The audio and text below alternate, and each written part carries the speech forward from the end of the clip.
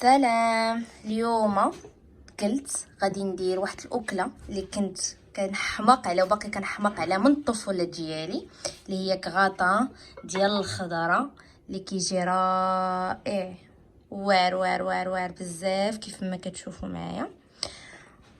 كيجي فيها خضره متنوعه ومعلك بالفرماج بواحد الحشوه اللي ساهله وكيوجد في دقائق، وتقدروا تعتمدوا حتى وجبه عشاء ولا حتى الناس اللي كيبغيو هاد الانواع ديال الوصفات. ويلا ندوزو لطريقه التحضير ديال هاد الكغاطا اللي كيجي خطير. اول حاجه غادي نحتاجها، عندي هنا 2 حبات ديال البصلات صغار، ممكن تستعملوا حبه واحده كبيره اللي كرت على شكل مربعات. ضفت ليهم معلقه صغيره ديال البزار، انا متوفر عندي البزار الابيض، ومعلقه صغيره الملحه. غادي نضيف لهم شويه زيت العود، ما غاديش نحاول نكثر حيت الكفته غادي تطلق ليا اليدام ديالها، وغادي نشحرهم فوق بوطه مهيله تدبل ليا البصله مزيان وطيح. عاد نضيف ليها الكفيته، وكيف ما كتشوفوا من بعد ما دبلت ديال البصله ضفت الكفته مع القزبره المعدنوس وشويه ديال الصوجه باش كتعطي واحد البنه زوينه لهاد الحشوه. وغادي نخليها طيب على بوطه مهيله، كتولي عندي واحد الحشوه اللي متعاقده وزوينه وناشفه. نفس المقله اللي طيبت فيها الحشوه ديال الكفته بالبصله، من بعد ما طابت فيها ضفت شويه زيت العود مع دوامر او دي غونديل ديال كورجيت مع شويه الملح والبزار، وغادي نخليهم حتى يطيحوا او يدبلوا. ما كتاخذش بزاف ديال الوقت في الطياب، ونفس الطريقه ديال تقطع قطعتهم بطريقه بحال باش كلهم يطيبوا في نفس الوقت، وغادي نخليهم يطيبوا مزيان. من بعد ما وجدوا ليا جميع المكونات اللي عندي هنايا كورجيت اللي مصوطيه او مشحره، عندي هنايا خيزو اللي فورت هو بطاطا، وعندي هنايا الحشوه ديال الكفته، وضروري من الفرماج الاحمر. اول حاجه غادي نبدا بها، غادي نحتاج بول او جبانيه كبيره. غادي نخلط المكونات ديالي خيزو وبطاطا بهذه الطريقه.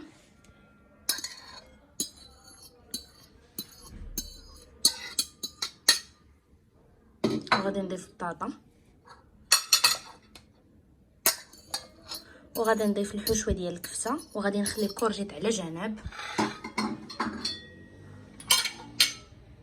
وغادي نخلط هاد المكونات كاملين حتى ينسجموا ليا ويعطيوني خليط واحد.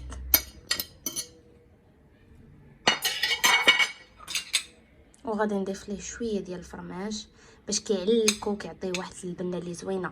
هاد المرحله راه كتبقى اختياريه، يعني ماشي من الضروري منها. ودابا غادي نبدا في التحريك بهذه الطريقه ديال حنا ما عندناش الجلبانه. ممكن تضيفوا حتى الجلبانه، غير ما كانش متوفره. الجلبانه ما مفرش الجلبانه وفي الطنانه نديروها هكا، نديروها نخلطوها غير هكا. حتى يعني هاد الاكله باش كتعجبني او هاد الكغاطا ديال الخضره فيه غير المكونات الصحيه بحال الخضره كفته شي حاجه حتى بالنسبه للدراري الصغار اللي ما كيبغيوهاش غادي تعجبهم بزاف، حيت ما غاديش يحسوا بالمذاق ديال الخضره حيت مخلطه، يعني كيكون واحد المذاق اللي مخلطو في شكل. مازال الجلبانه ملي كتكون كتعطي واحد اللون خضير وكتعطي حتى الشوفه ديالها زوينه. غير ما متوفراش عندنا وقلنا ماشي مشكل، معليش قلنا لكم اللي عنده الجلبانه ممكن يستعملها، واللي ما كيبغيهاش بلاش منها. هذه صحيه للدراري. وممكن يستعملوا اي نوع الخضره كتفضلوا، يعني ممكن تبدلوا خيزو باي نوع خضره، ممكن تستعملوا كورجيت او لا، داكشي كيبقى اختياري على حسب كل واحد وشنو كيبغي.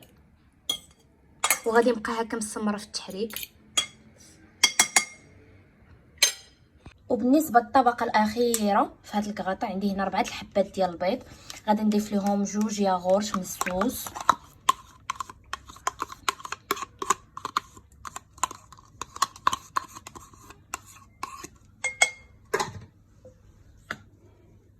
وعندي هنايا الزعتر اللي كيزيد واحد النسمه زوينه لهاد الكغاطا، كيبقى اختياري. كاين الناس اللي ما كيبغوش الزعتر، كيبقى حاجه اختياريه. وغادي نضيفو، وغادي نضيف التحريك بهذه الطريقه. من بعد ما حركتش ضفت قبيصه ديال المليحه مع البزار الابيض، ممكن تستعملوا حتى البزار العادي بهذه الطريقه. وغادي نبقى مستمره في التحريك. واخا يبان لكم الخليط بلي شويه ثقيل، غادي نحاول نخففو بالحليب، غير شويه الحليب بهذه الطريقه باش يجيني خفيف، باش الى طبيتو على الحشوه او على المول يجي في جميع الزوايا ديال المول، كل بلاصه فيه تبان بلي فيها هاد الحشوه او هاد الطبقه الاخيره. ودابا غادي نضيف ليه كميه ديال الفرماج الاحمر بهاد الطريقه، وغادي نخلي واحد شويه غير الفوق كتزيين. ممكن تستعملوا اي نوع ديال الفرماج او اي نوع ديال الجبن نتوما كتفضلوا او اللي عندكم، يعني ماشي من الضروره انكم تستعملوا الحمار او الموتزاريلا، اي نوع. وكتكون هذا هي الخليط ديالنا او الطبقه الاخيره اللي غادي نحتاجو من الفوق. واللمسه الاخيره قبل ما نضيف الخليط هو كنضيف الكورجيت او الدوائر ديال الكورجيت اللي شحرت من الفوق بهذه الطريقه. انا ما خلطتوش مع الحشوه، خليته باش يبان ويعطي واحد النكهه ديالو، يعني النسمه ديالو او النكهه ديالو نحس بها في الكغاطه مني توجد كيف ما كتشوفوا. وغادي نبقى مستمره. اللي عنده الوليدات ما كياكلوش كورجيت يكثروه على حسب الوليدات. عرفتي كتكون في واحد البنه مع الفرomاج والخليط ما كيبانش بلي. هذه ولفتها بنتي ملي كان صغيره كنديرها صراحه هذاك الشيء علاش فكراتها ليا قلت لها غادي نصاوبها لك. وقلت ضروري ما نشارك معكم هاد الوصفه. اي حاجه كنديروها ولا اي حاجه كنطيبوها كيعجبني ضروري اني نشاركها معكم. ودابا غادي نبدا نكب الخليط او نفرقوا على الزوايا ديال المول او الكغاطان ديالنا بهذه الطريقه. هاد الخليط عرفتي راه كيجي لذيذ وكيحمق بزاف. حيت انت دابا كيعجبك صعب كاع الناس على حسب. لا الصراحه كيجي واعر خطير وكيجيني صحي في نفس الوقت بهذه الطريقه. غادي نحاول نقادو في البلايص اللي بانوا لي موصلهمش او ما باينش باش يتحمر كلشي الجوانب والزوايا ديال هاد الكغاطه بهذه الطريقه.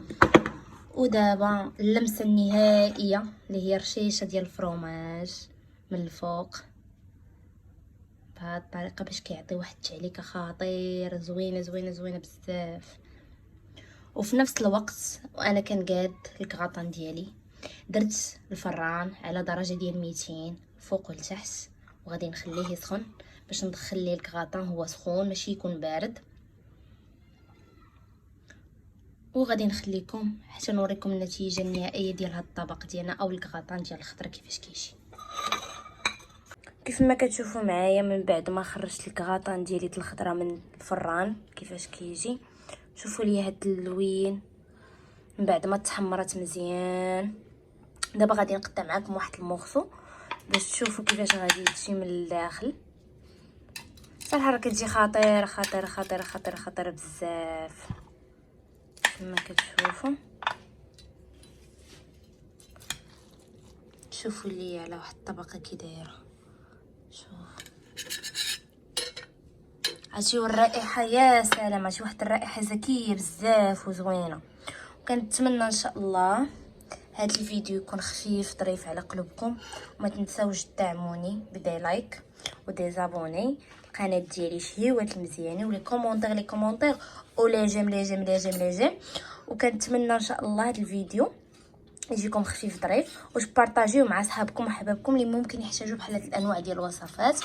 وامسيه مباركه.